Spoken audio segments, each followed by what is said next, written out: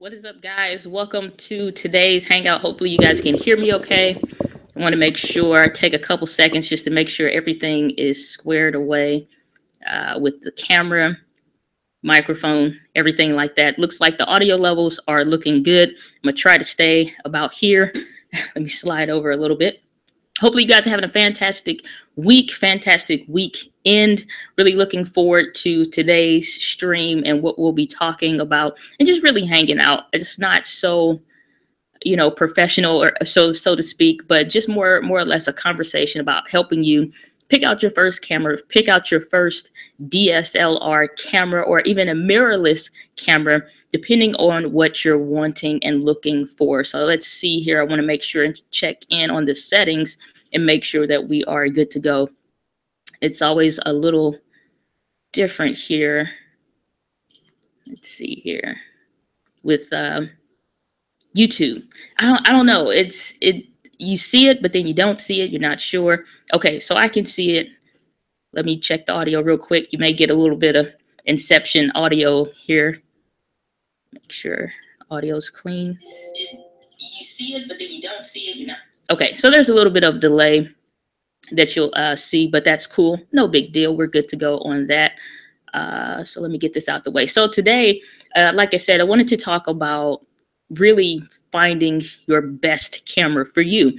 We see so many different videos out there on YouTube. You can burn time like nobody's business, just really sitting and going through the different videos. And when you're looking for like a DSLR or a mirrorless camera, you run into the photography world, you run into the cinematography world, and all of these like super professionals. They're making indie films. They're going out to the film festivals and posting their videos and their short films there, and it just gets crazy. And it's like, listen, I just want to make videos for my business. I just really want to figure out the simple way to do what I need to do in the best way possible. And I get it. I completely get it. It's a wreck. And so I want to take some time, go through some of what are like the 7 most important points when you're talking about trying to pick your camera. What things should be important? What kind of stuff can you ignore? And things like that. So I will be keeping up with the feedback in the comment section. All of this is a little different with the live streaming. I tried it earlier this week with OBS Studio, so that'll give us the opportunity to have more things going on here. Let's go to the live control room. And yeah, so OBS is looking pretty promising. That's something else, another program that you can use, and it's pretty good. It's free, and so it's pretty awesome.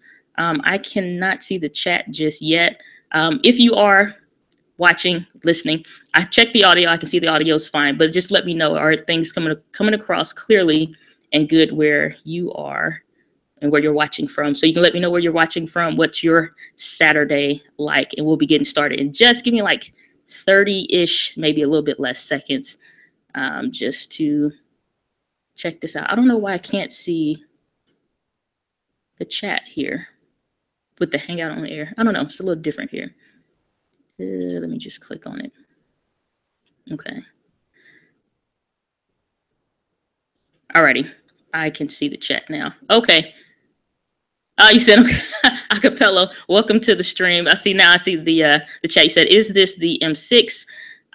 No, this is not the actual M6. This is the Logitech C920. I'm using the ATR 2100 microphone, which is a USB, and it also has the XLR capability. So you can use it just a myriad of different ways. So this is just the Logitech C920. It looks best when you have some lighting. So I have my 2 softbox lights posted up on the side here where you can't see, but it just provides a nice soft ambient light. Really, you can get away with one, just kind of bouncing and reflecting the light off, so it's not directly in your face, bouncing it off the wall or something white, like a board or something like that. But so yeah, that's how that works. But yeah, so from Los Angeles, awesome. Welcome to the stream. So let's jump into it. So, and I will be monitoring the chat. So if you guys have any questions or anything like that, again, this is a Hangout. I'll probably do a more dedicated video that'll go directly through the different, things, and we'll be able to have probably a more cleaner video than what you see right now, and just go through different settings and stuff like that. So we're talking about picking out your favorite camera, picking out what's the best camera for you. It could be your first camera, or maybe you've bought a couple. Typically, when you are getting started, you start with this. We all start with our cell phones, and that's great because it takes you from not knowing about video or not making videos at all to actually creating videos to begin with. And that's what you need. I also, once I got tired of my cell phone, because it wasn't this cell phone, it wasn't even that good. I think it was maybe at best 5 megapixels for the rear camera, which is supposed to be the best one on any camera. And it just sucked. And so I upgraded to this little point and shoot, which is actually a really good camera, but it just doesn't have a flip out screen. And so as you kind of go through the different modes, trying to figure out what to do and how to go about figuring out what to use, like this camera has, actually I found out more settings after I learned DSLR cameras. I learned more settings that this camera actually have and the capabilities. It can record. I mostly kept it in auto. Actually, I think I always kept it in auto. And it has a wide screen. Aperture is not too bad. It goes down to 3.2, which is not the best, but it's okay. So, I mean, and it has a zoom as well. So this is what some of my first videos were made off on. This is the Canon ELPH 160, a PowerShot 160. And I think you could probably pick that up for definitely less than probably $80 online. Used maybe $100 at most, or at best, but they have those out there. So you have different kinds of point and shoot cameras and stuff like that that's out there, and those are good, but those aren't the best. And so as you kind of muddle your way through trying to find out which camera to pick, you may pick up the wrong camera. I kind of wish at some point that I hadn't invested in this little point and shoot camera, because it was like, it looked great. Even my first pictures on my website, these pictures came from here. It takes amazing pictures. It looks best outdoors. My first Facebook ads were used with this point and shoot camera. So we went through some times, this camera and I still use it from time to time, and it's okay. But when you want to get into more professional grade quality acapella, I know we were talking earlier in the chat or yesterday, and or on one of the videos in the comments, and you were saying how you got like a 60D and the T5i. Well, T5i, as you guys know, that's the camera, one of the cameras that I had that I just recently sold. And so as you want to get more into those kinds of cameras, then the settings change. And it's like you basically have this beast of a camera that can do so many different things, probably more things than what we can probably do with it. Then, it's now time to figure out what settings, what lens are best and what's most important to it. So the first thing that you want to do when you're trying to figure out what's your best or favorite camera is, what is the primary purpose of the camera? What are you going to be using it for? Not anything else. You kind of have to disassociate anything that you see on YouTube, any commercials, any ads, all of that. They'll sell you, a bucket of water out in the ocean with some of these YouTube or Facebook ads.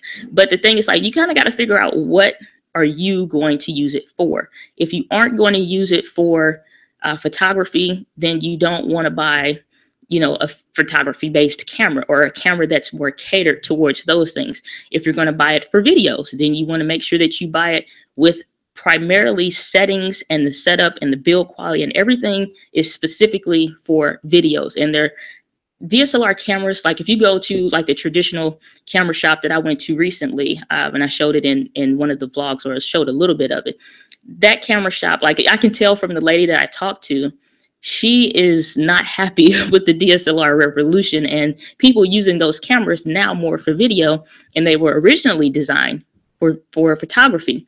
And so when you take pictures with it, even with like when I would take pictures with the T5i, amazing quality, amazing color and imagery. It was amazing. But for video, it falls down in other categories where other cameras maybe in the same price point, maybe came out at the same time. I think that camera may be even 2 years old or what have you. But it's just the idea. Some cameras really were built for photography and they have some video capability. So if you're getting one like that, then you just kind of have to know what are its strengths and why those strengths are. Like, is this a photography or is this a video camera primarily, or DSLR camera that can do video as well as photography and, you know, take pictures. So that's the one thing that you want to do. And then the second thing is realize, is it for a hobby or is it for a business?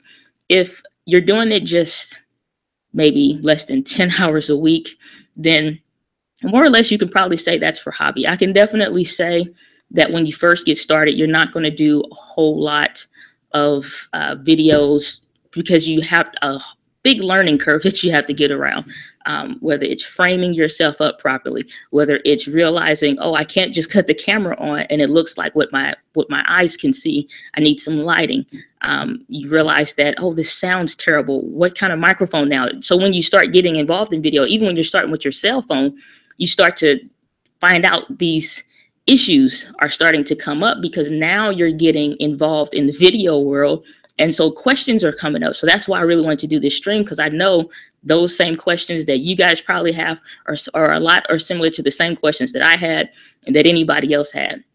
And so if it's going to be for your business, it's a learning curve. You may create videos slower in the beginning and then just ramp up to now where I just did 31 videos in the month of August. And every single day I'm recording something. I was never like that in the beginning. I rarely even took pictures. And so it's a whole just culture shock for yourself. It's a whole different world, just whole different world. And so if you're going to use it for hobby, then you can be more lenient. You can take more time and maybe trying to figure out what camera may work best for you. You know, it's not that big of a deal. But if you're going to actually use it for business, then it's more important to make sure that you get the right one the first time. Otherwise, you're wasting money, returns. You have to go through, and like if you watch on the vlog, I'm going through all my accounting stuff right now to get those things taken care of for the end of the year. And it's just, this is the last year that I'm doing this kind of stuff. I mean, I'll have to manage the bookkeeping for a time, but like this is the last year.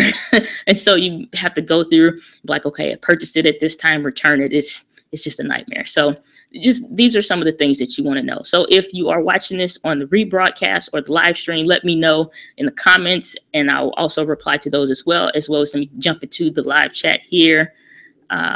Say you're in love with the M6, the iPhone 6S Plus, and the 4K with the gimbal. So you got a gimbal. That's awesome. I'm looking at a couple gimbals right now. I'm not sold on certain ones. They're all about running anywhere between $600 to $800 for some of the best ones. But now I'm thinking really in this last quarter of the year of 2017 that a lot of different companies are starting to compete with companies like the Zhiyun Crane and all those different ones out there. That's the one that I'm saying the most, and that's having some of the best reviews. But I'm not so sold on it. A lot of those gimbals, they have like one of the access points, it blocks the back of the camera, and or the arm comes out where the articulating screen, like for like the T5i, for example, where it would flip out, it's now in the way. So I don't know about those. I saw one that has the axis slanted, and so that's looking pretty promising. I think that may run about $600. So I'm starting to see some of those start to come out, but I don't know. I'm kind of keeping my eye out about gimbals, but that's pretty cool. Collab on the tech side. Thanks, Acapello. Appreciate it. Appreciate it very much, sir. All right. So let's jump back into it. So I went through a couple points already. So the first one being figuring out what the primary purpose of your camera is going to be. The second one is figuring out, is this for a hobby?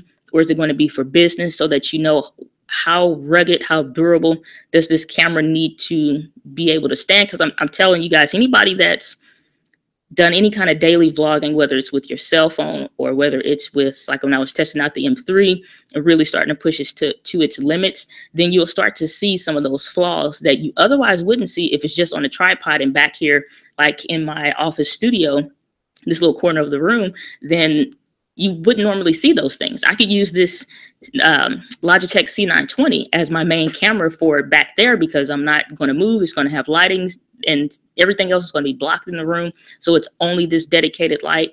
And so I could use this specifically just to make videos and have a separate microphone. But we'll get into all of those different things a little bit later. We talk about accessories and durability and stuff like that. And then the third thing is, will you be working outdoors? And so again, the durability of the camera matters, because I can't vlog with the web camera. I mean, I guess you could put a backpack. I don't know how you can make that work, a netbook or something. I don't know how you can make that work, but hey, it's possible. But it's not as mobile. So again, what are your specific needs? Sometimes we get too caught up in what other people on YouTube are doing, and that stuff just doesn't matter. It doesn't, like, you'll see one video again where somebody is just giving raving reviews and another person says that the camera is trash and they sent it back, and you kind of conflicted about who to believe and what to believe. And so, you know, it just depends. It really depends.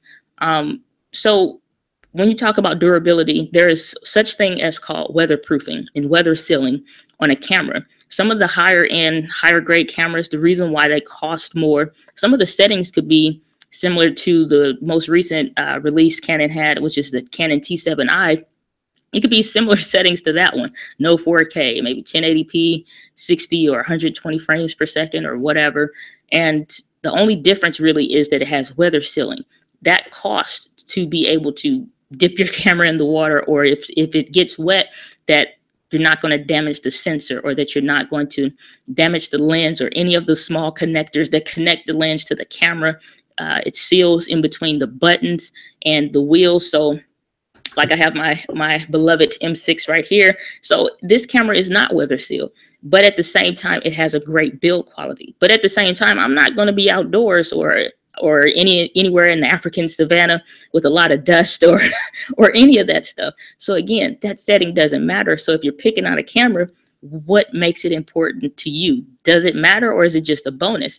So, I mean, if this camera, like the M3, I think I was out at a park and it was starting to rain. I was under the pavilion, maybe getting a little bit of a mist. The camera was fine. Would I do that every single day? Absolutely not. It's not built for that. So know what your camera or your potential camera can do or what it can't do.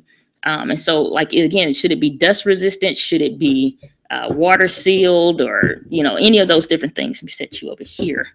So that's the third important point. Like, how durable does this camera need to be? Again, I'm not worried about this web camera getting wet. It's always going to be indoors. I'm not worried about anything else, you know, happening with it, or it's going to fall. Really, it's stationed all the time. It never moves. I never take it out of its place. The T5i, it never, I don't think out of maybe a handful of times, it never left the office. It never left the office. So weather sealing, weatherproofing didn't matter. So that's another thing.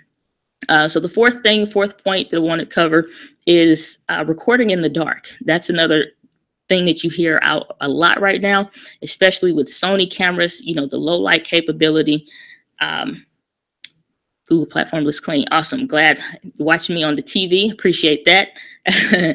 But that's one thing. So recording in the dark, is that important? It depends.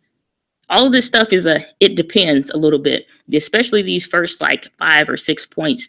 These things are trying to figure out, is this important to you? Low light capability is important to a certain extent, and that's going to deal with when you talk about the ISO, or just the exposure, the level of light or artificial light that the camera is able to bring into the lens. That's when you start talking about low light. So if it's saying like the aperture on the lens is not that great, like I said, 3.5 is not that great, because you have some that can get down to 1.5. The lower the number, the bigger that sensor can open up and let more light in.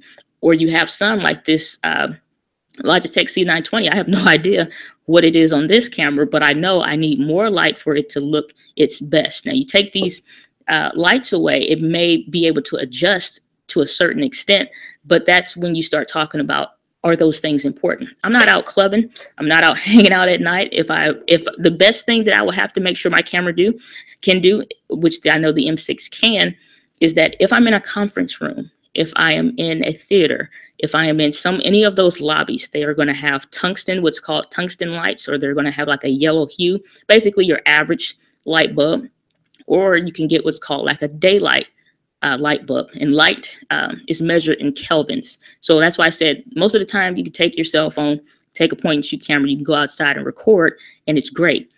Otherwise, you need lights. changed all of the light bulbs in my home, with the exception, I think, of my living room, to daylight light bulbs, which is going to give you that pure white, clean look, so that you don't have varying light temperatures that the camera's trying to feel like, should I be more white or more yellow with the light? Or the camera's trying to figure that stuff out.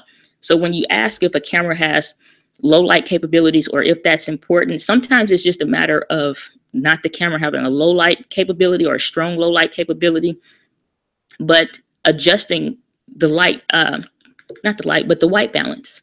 That also comes into play with that. So I know if I'm in a conference room, if I'm at a meeting, if I'm at a gala, if I'm at, you know, anything like I never uploaded the video, and I apologize about that, because I've said in several videos, I'm going to upload it. It was like a small talk at some kind of community center, or like a daycare center for elderly or something like that, that was being used on the weekend for the young women's chat that I went to the Heart Talks event for some young women. I think it's maybe like 17 or 20 young girls under 15 or so, 12, 15 maybe years old. And we were in there. So you got all kinds of stuff in the room. You got, you know, we're in the commons area. You got a refrigerator. You got a washer and dryer.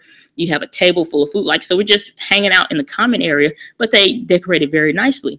And so regardless, I'm getting out there, reaching out to the girls in the community, helping build them up and encourage them.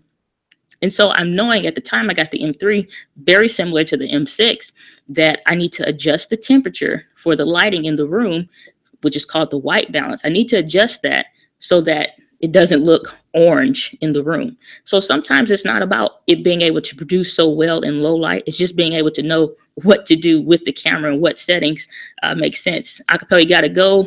Please connect. You want to talk some business. All right. I have my link over in my about page.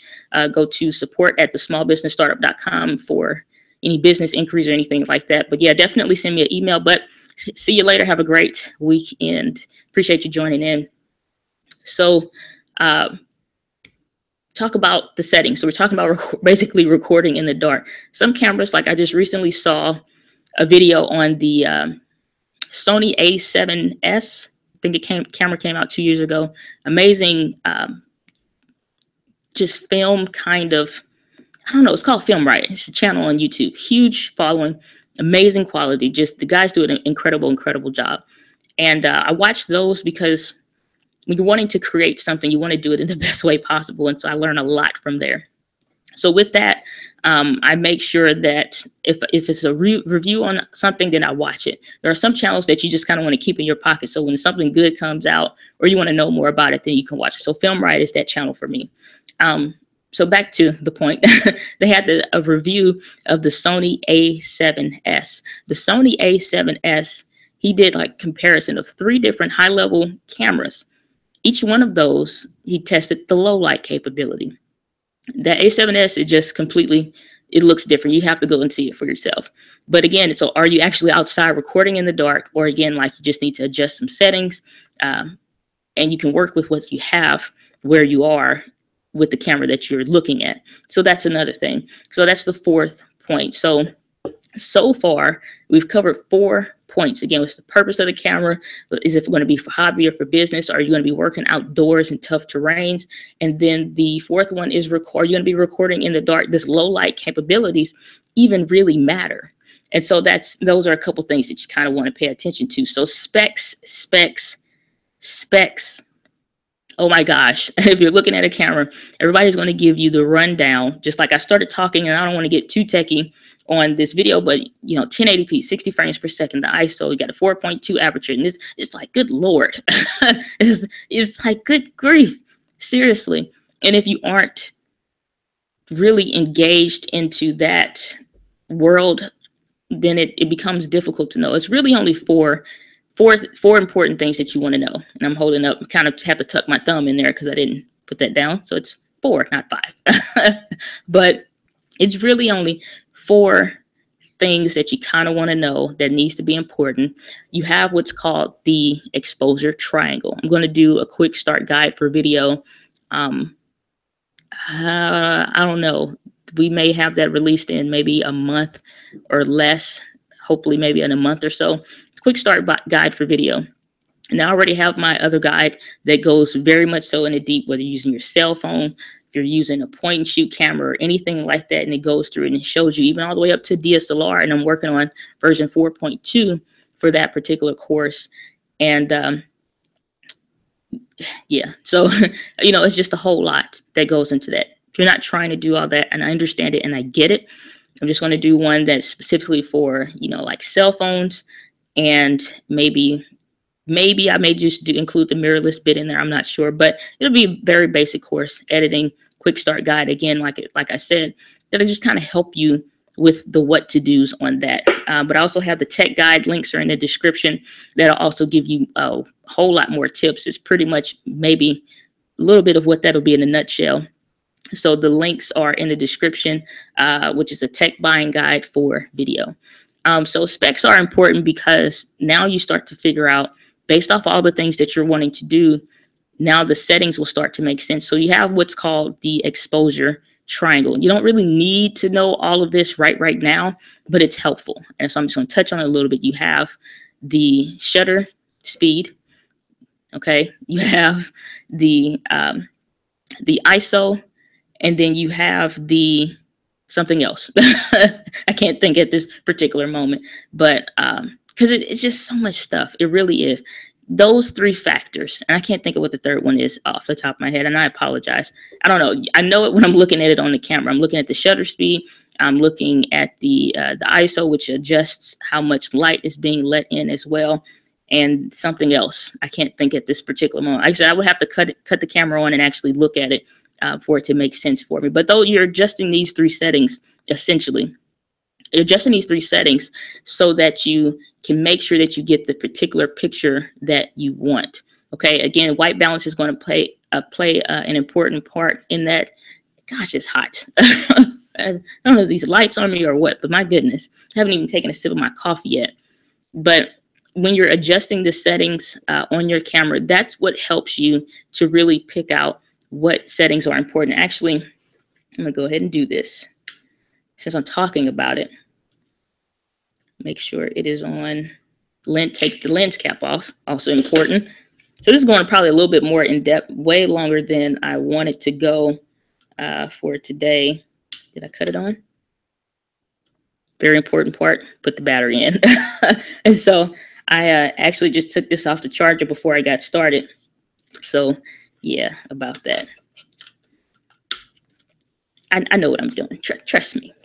No, but let's turn this to manual, and you would have to be in manual. I have the custom settings on here, which is really neat. Again, full review coming on this at some point. But you have, I don't know, let me make sure I adjust so that I can see if you can see. Should be able to see, it's pretty wide. So you have the shutter speed, which determines, like, again, if you're 24 frames per second, how many pictures or frames per second are actually going to be shown, or taken. So it's like 30 frames per second, 24 frames per second, 60 frames per second, 120 frames per second, and I think they even have 240 frames per second. 24 is more what we're used to seeing, which is on videos, not videos, but movies. Those are what I typically record in. Probably what you're looking at right now is 30 frames per second. And again, that looks more realistic. Most soap operas on TV are kind of using that. 60 frames per second, it looks more like an action cam kind of footage, super fast, jittery looking. And you're going to use those 60 frames per second or 120 frames per second when you adjust. When you adjust that, hopefully you guys can see this. And I hope this isn't getting more confusing than it should be. Again, quick start guide, tech guide in the description kind of help you go through that. And so the more that I adjust it, you can see it's starting to get darker. And so this helps you when you're trying to figure out, these are really the only specs that really matter. Every camera is going to have these, so that's not anything that's important. But if I'm going to pick, like right now, this camera has 1080p, 60 frames per second, which will give me nice slow motion. Some go up to 120 frames per second. Basically, it's giving you more pictures so that when you slow it down, you have more detail. That's all that really means. Again, it can go down to 1080p, 30 frames per second. That's pretty normal. It's what probably most YouTube videos are made from. And then you also have the 1080p, 24 frames per second, which is what I typically use on my regular videos. Most T5Is, maybe, I don't know about the T6i. I don't know a whole lot about that camera. You have most basic cameras that may be $500 or $600 or less.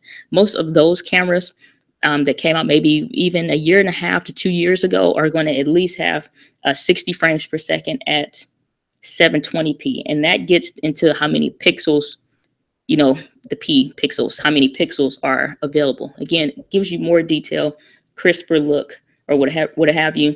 And then they have this VGA, and then that's just not relevant or important to anything. Also, the ISO is one of the things that when you're looking at picking out your first camera, this is what you're talking about when they say low light capability.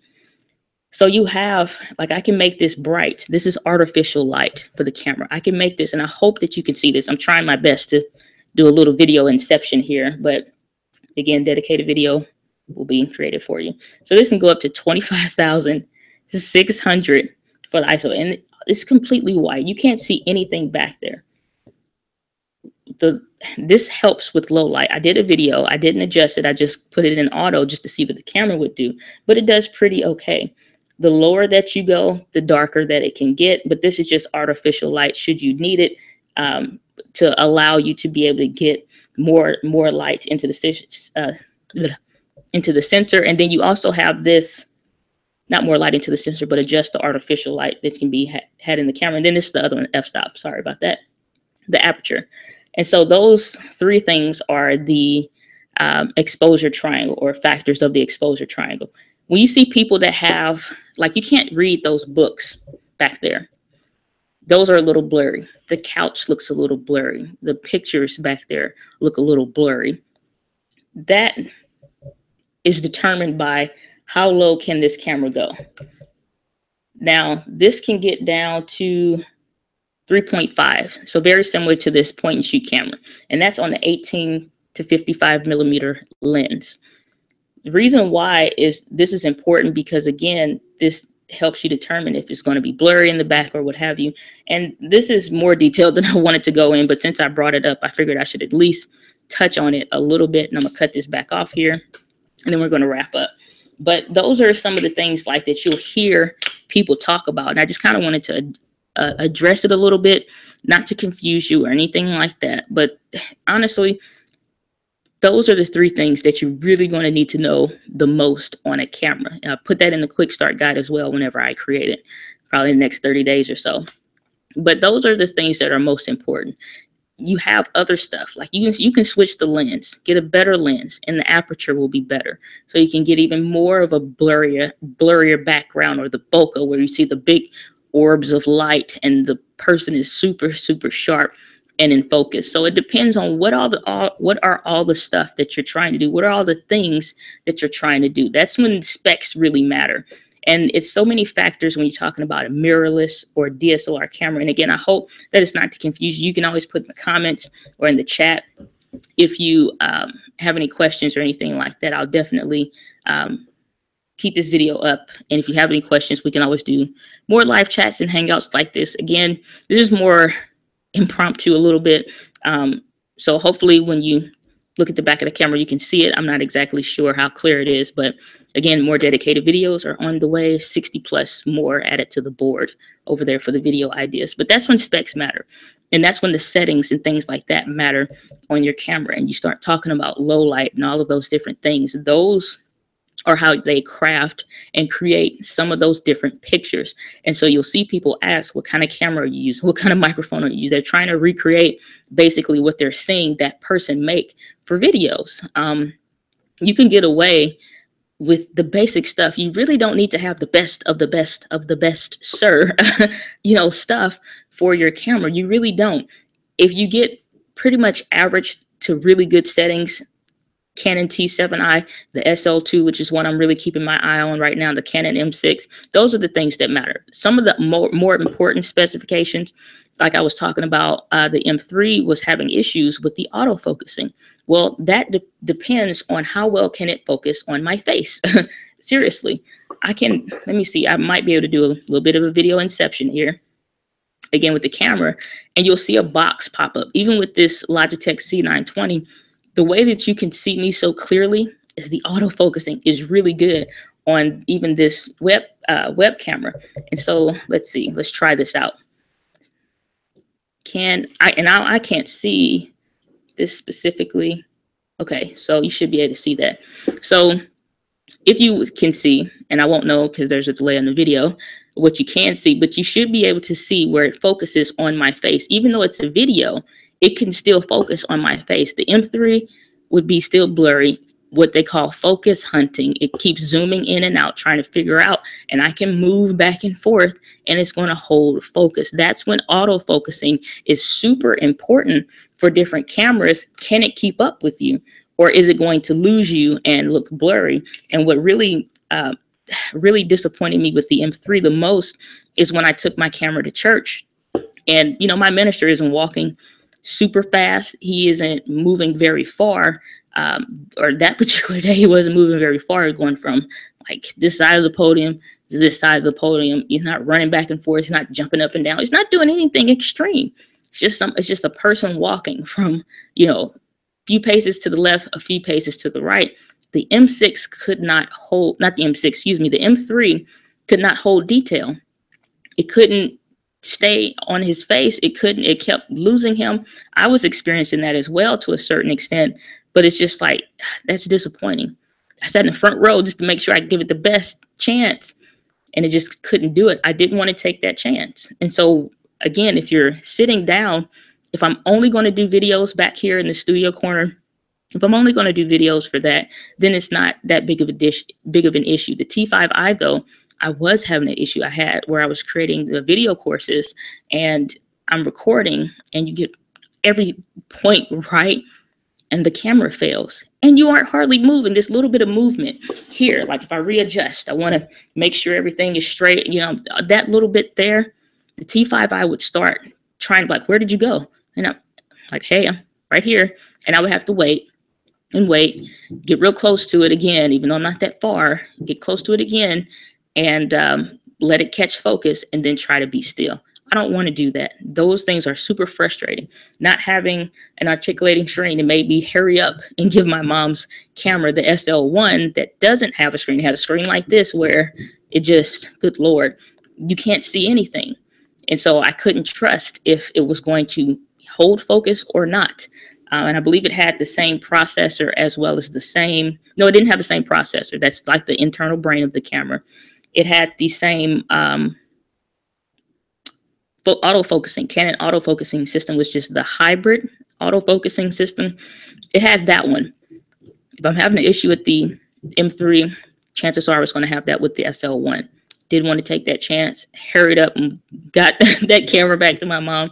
She loves it because she's behind the camera a lot, primarily for photos. So again, hits back on point number one. What are you using it for? And so a lot of people rag on my camera for not having 4K. Not particularly me, but just the Canon cameras, period. They're not creating cameras with 4K right now. And I want to talk about that at the end. So you can remind me if you're in the chat or if I remember. But it doesn't have 4K. That's not a problem for me. Typically, when you have 4K, there are cameras now that need a specific memory card. Memory cards can be expensive. The higher the brand, the higher the quality, the more memory space that you need. That stuff really gets real, just techie, real techie. There's no other way to describe it. It just gets super techie, more techie than I want to be. Okay. And I don't need all that. My computer, my editing software, the editing software actually now can handle 4K footage.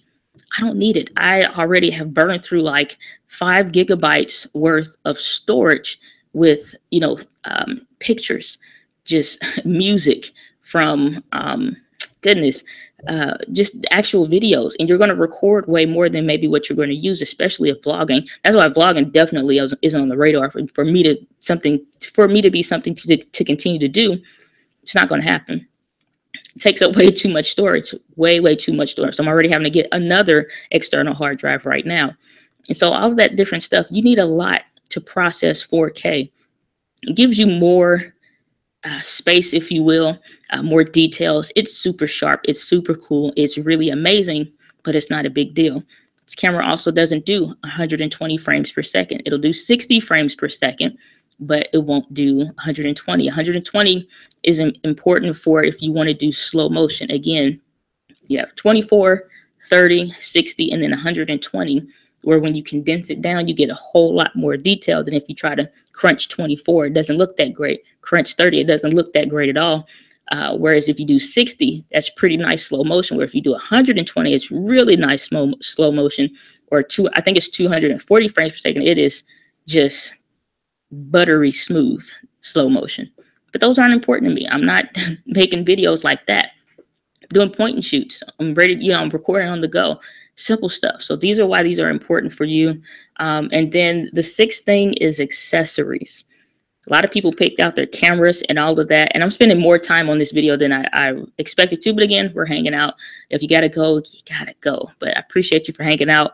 And then two, if you guys want to leave any comments or anything like that in the chat, we can have Q&A at the end. If you have any questions or kind of aren't sure, or you want to know which camera may be best for what, then I'm here to hang out. I got some time. So sixth thing is accessories. A lot of people pick a camera based on a budget, and we'll talk about that in a minute. Let me get a sip of coffee here. Oh, is that on? Okay. So most people don't pick a camera expecting to get accessories. Accessories are hugely important. Otherwise, there wouldn't be a way for me to hold this microphone. I have to hold it manually. Otherwise, there wouldn't be a microphone on the side of the camera. I would just be using whatever one was built in. There wouldn't be, a stand that I could use and bend around stuff and just have it to hold when I want to create videos if I didn't have accessories. This is another great accessory, a UV filter. I'm not worried about my actual lens, the actual lens of the camera being damaged, because that's super sensitive.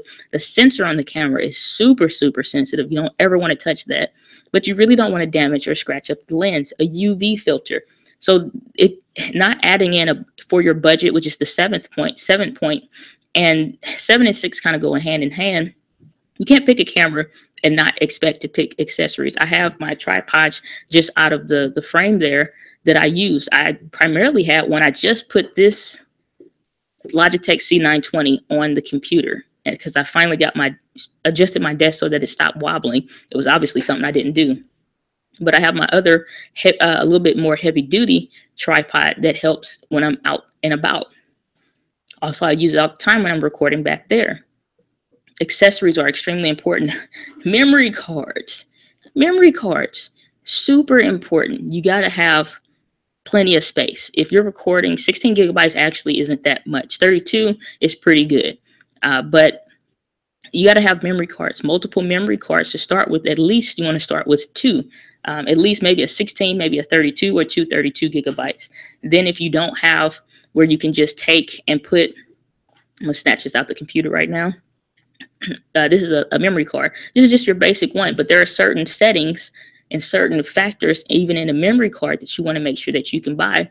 So you can easily spend $30 on a 16 gigabyte memory card because it needs to be high class, a 10 card, so that you can make sure that it can read the speeds properly on your actual camera and when you're playing those videos back. And all that stuff comes into play. If your camera, if your computer doesn't have where you can place that card directly into the computer, you need a card reader.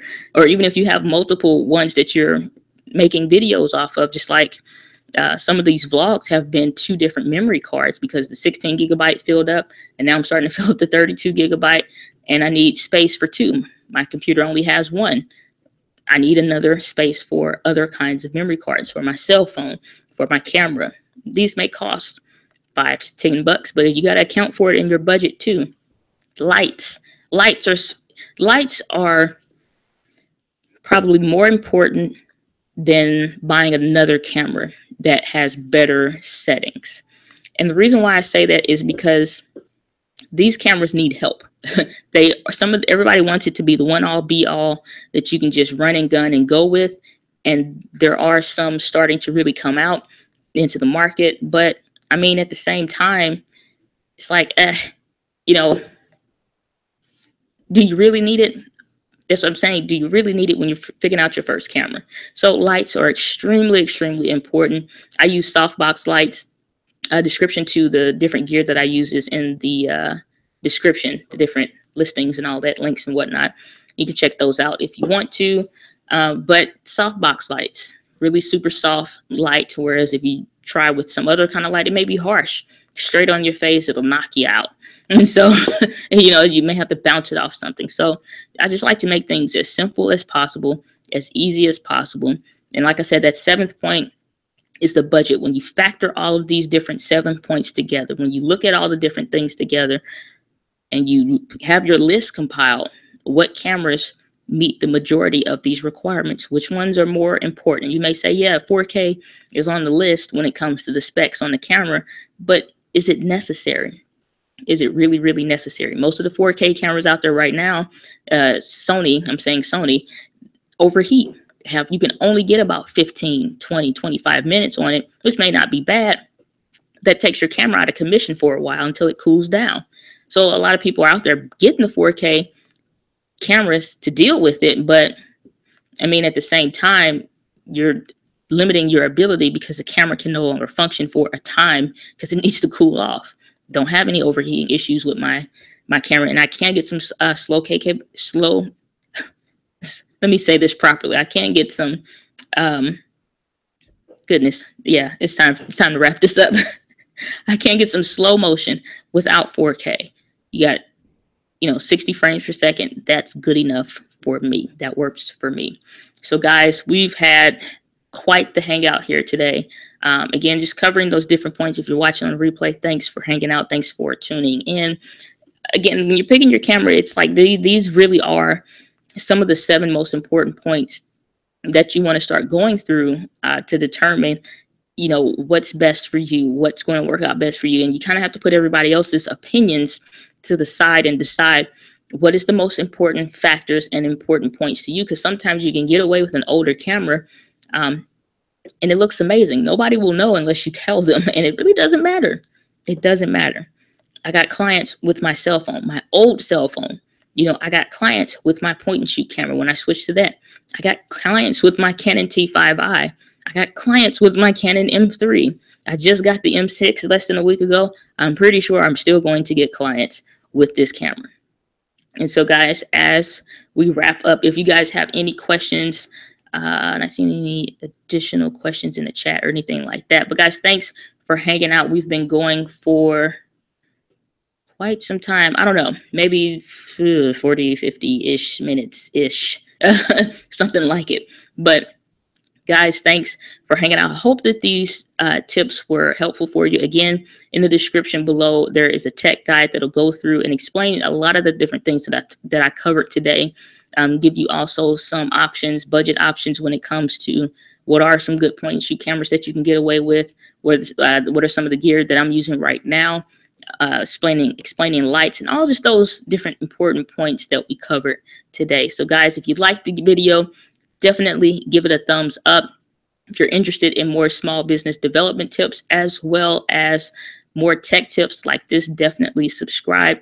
Don't forget to check out the guides for the tech guide down below, as well as you can go to startingyourbusiness.live if you're interested in more business development tips. That's a 3-part video series guide that'll walk you through basics on getting started with business. And then that's another course that's out there. But enough plugs for today. But guys, thanks for tuning in. It was great hanging out with you guys. This was fun. I really enjoyed it. And if you have any comments, even after the live stream, if you're watching on the rebroadcast, I'll definitely be able to connect with you guys in the comments down below. But guys, as always, live with passion. I'll see you guys on the next video.